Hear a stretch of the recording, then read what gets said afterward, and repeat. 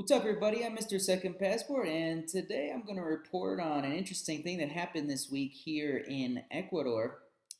Uh, the main bank of Ecuador, Banco Pichincha, had a scare. Evidently, a technical problem starting Tuesday, and for Tuesday and most of Wednesday, and even into Thursday a little bit, people had problems getting any money out of ATMs and the banks themselves. There was almost a complete stop there for a bit on any withdrawals, which caused a mild panic here in Ecuador, all the way from Guayaquil to Quito, the two major cities. And people were lined up, as you can see from the picture, outside the banks as as recently as yesterday, on Thursday, just trying to get their money out because they didn't know what was going on. And the bank claimed that there was a technical issue and that's why the system was down. Some people are speculating it might have been a hack or an attempted hack, but they haven't come out and said that as much themselves. But what I think this shows everyone, including that we should take into account as foreigners living in Ecuador or in a country like Ecuador, is that there's a lot of distrust in the banks, and it can be sparked at any moment, causing runs on the bank like this one this past week, and of just fearful people trying to get their money out. When you can't get your money out, it sparks fear.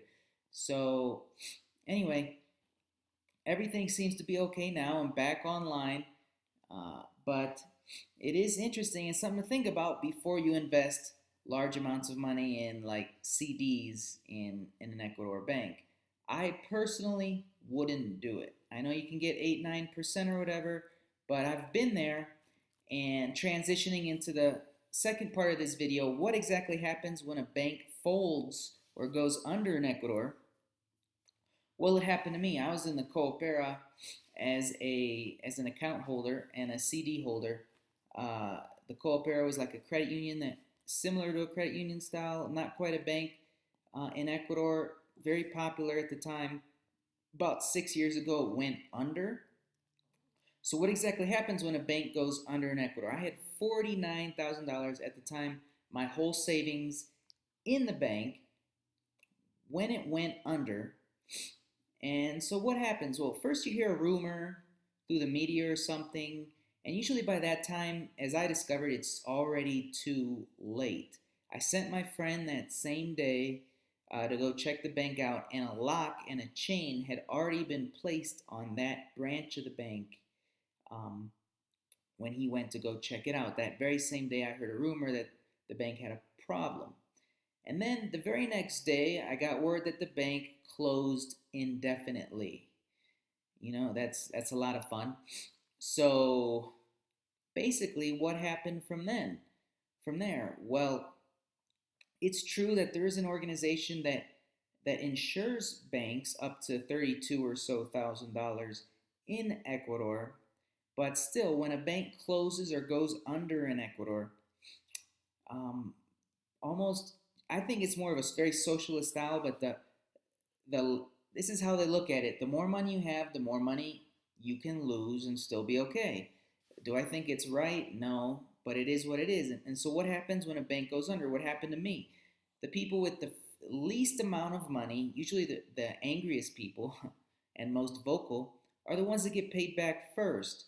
So I did essentially get paid back, about 80-85% so far of the money that I had in there, but it's taken years. So you can expect gradual payments over the course of years, not all at once.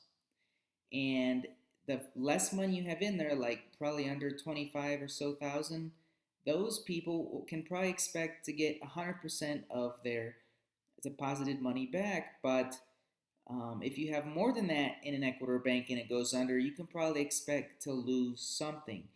And you'll have to wait sometimes as much as 8 months to a year before you even get the first payout. And it will be a gradual payout. and no interest is given at all on your money. It's just they just going to return the money that you had in there at the time of closing.